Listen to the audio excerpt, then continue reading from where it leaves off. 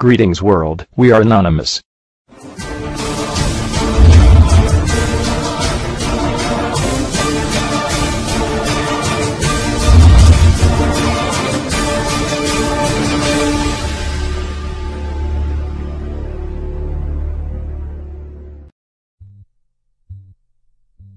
Saludos mundo. Anonymous somos un colectivo de individuos independientes, sin líder y sin que nadie nos dirija.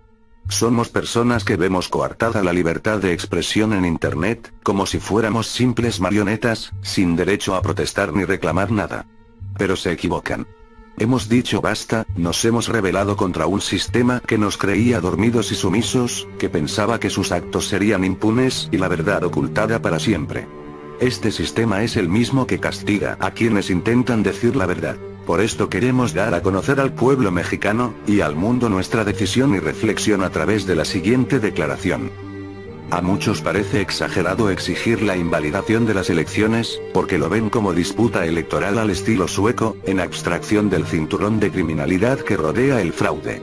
No obstante, se trata de políticos y medios amafiados no solo para legitimar la elección, sino para disimular el golpe de Estado que se está perpetrando. Mientras tiene lugar la calificación del Tribunal Electoral sobre los miles de delitos cometidos por el PRI para imponer a su candidato Enrique Peña Nieto como presidente, se puede observar la semejanza de la crisis política que vive México con la Checoslovaquia de 1989, o con el terror que vivió El Salvador, 10 años antes. En Checoslovaquia, las multitudes exigían en las plazas públicas acabar con el totalitarismo.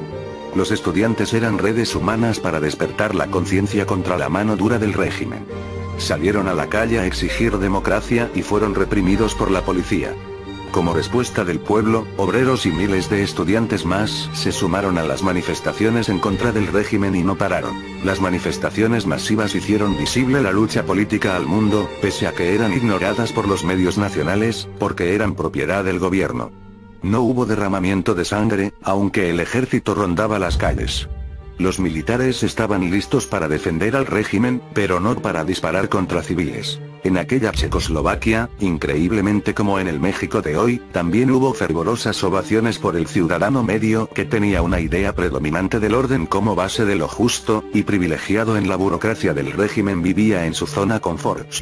Incluso el discurso del poder totalitario seducía a sus seguidores de mayor precariedad económica con el tema de la eficiencia para resolver problemas que la democracia no tendría condiciones para resolver.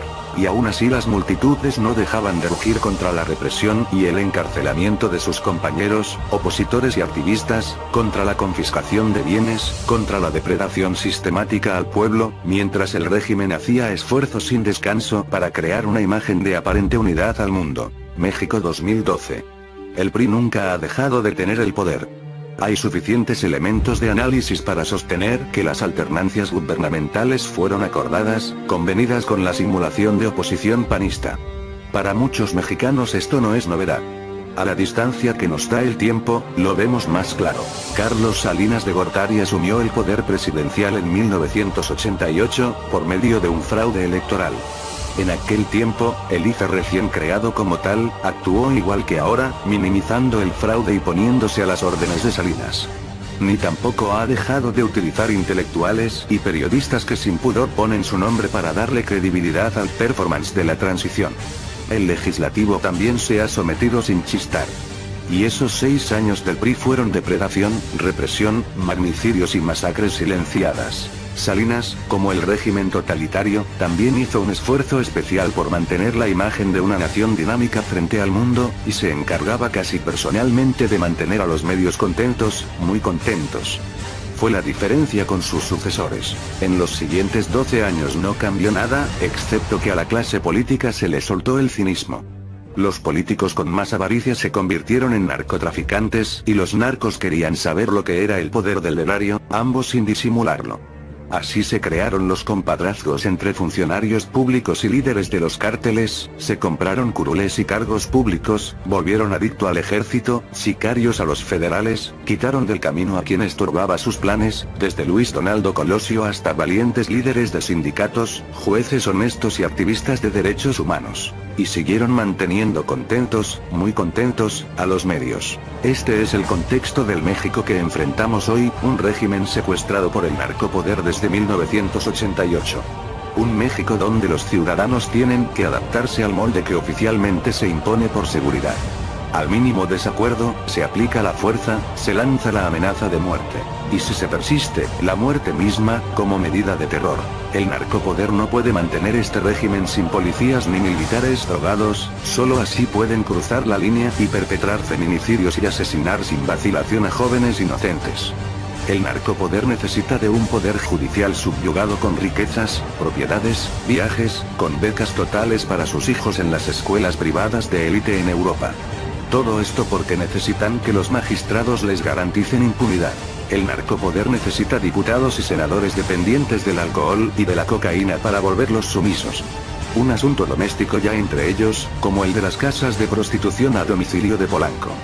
Los más perversos se convierten en depredadores sexuales de niños y jovencitas adolescentes, como ya han sido denunciados por Lidia Cacho, a quien para evitar matarla porque eso distraería mucho por ahora, la expulsaron del país con amenazas.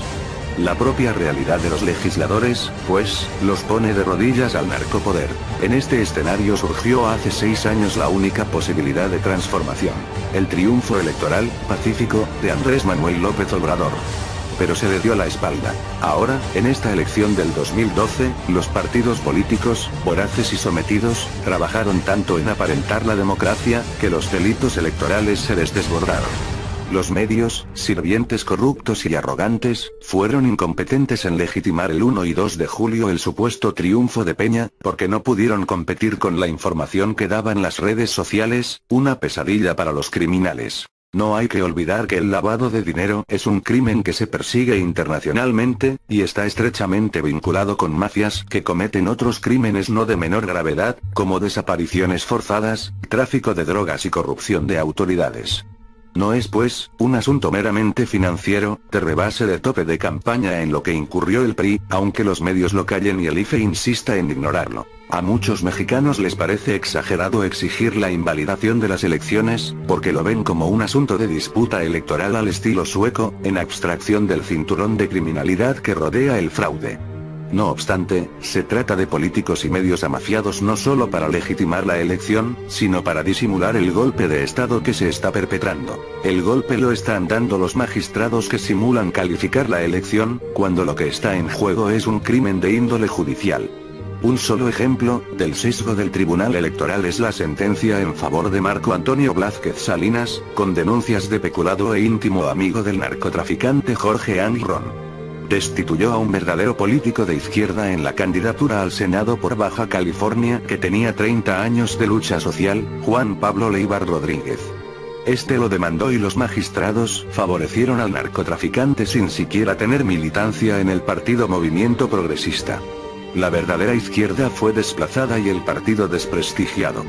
Menciono uno de los casos menos conocidos. El golpe lo está dando el IFE, el principal sirviente de Salinas de Gortari, Leonardo Valdés Zurita, con descarado cinismo, que se ha convertido en el defensor del PRI en flagrante violación de los derechos políticos de los mexicanos. El golpe lo están dando las cúpulas de los partidos políticos que simularon ser oposición y dejaron filtrar a narcotraficantes y a corruptos de Televisa. El golpe lo está dando Enrique Peña Nieto, que sin haber ganado la elección, e ignorando toda demanda en su contra, con expediente abierto en la Comisión Interamericana de Derechos Humanos por los atentados contra su expareja homosexual, con expediente abierto ante la Comisión Nacional de Derechos Humanos por el mismo caso y por el de Atenco, con denuncias de financiamiento ilegal de su campaña, lavado de dinero y peculado, ya está fungiendo como presidente. Ya lanzó a sus serviles legitimadores del poder, el boletín de prensa para anunciar que impulsará en septiembre la ley contra la corrupción. El golpe significa una violación a la Constitución, a los protocolos institucionales, a leyes electorales, y una violación a nuestra dignidad. A diferencia de México, en Checoslovaquia, los medios fueron el punto de inflexión en el cambio del sistema, porque advirtieron que se pondrían en paro nacional junto al pueblo si no los dejaban transmitir las noticias con veracidad. Hoy, los mexicanos no contamos con los medios, pero tenemos las redes sociales que a pesar de no llegar a toda la población mexicana, somos millones que hemos despertado y nos hemos sumado a las convocatorias de conciencia. Es nuestro poder independiente, libre, global, que el narcopoder no puede tocar, y menos a quienes estamos fuera de México. Ya lo demostramos en todo el proceso electoral, ahora falta en la defensa de la democracia. México necesita el apoyo hoy. Y no necesitamos armas. Necesitamos solidez y valor para parar este golpe. La lucha no puede ser solo política, porque ellos son una mafia que recurre al tráfico de influencias y corrupción. La lucha tiene que ser ahora también económica. Las movilizaciones masivas son indispensables para llamar la atención del mundo sobre lo que sucede y para mostrar nuestra fuerza y autoestima colectiva, pero la ofensiva final tiene que incluir la huelga general. Es necesario para cerrar la llave del erario y como presión para que invaliden la elección. Lo que derrocó el régimen totalitario después de que iniciaron las primeras manifestaciones en Checoslovaquia, fue la huelga que paralizó al país el 27 de noviembre de 1989. El régimen no lo resistió. El narcopoder tampoco lo resistiría. Pensemos juntos, el golpe ya está aquí. Así que para terminar, queremos hacer un llamado a todos los ciudadanos de México y del mundo que tenga conciencia social y los que no, para que se impliquen y continúen manifestándose. Cada cual en su propio ámbito, cada uno con su nivel de compromiso, para que entre todos podamos destruir la censura, la corrupción, el abuso de poder y podamos vivir en libertad de expresión, unidos como uno, divididos por cero. Somos Anonymous. Somos Legión. No olvidamos. No perdonamos. Esperanos. Greetings world, we are anonymous.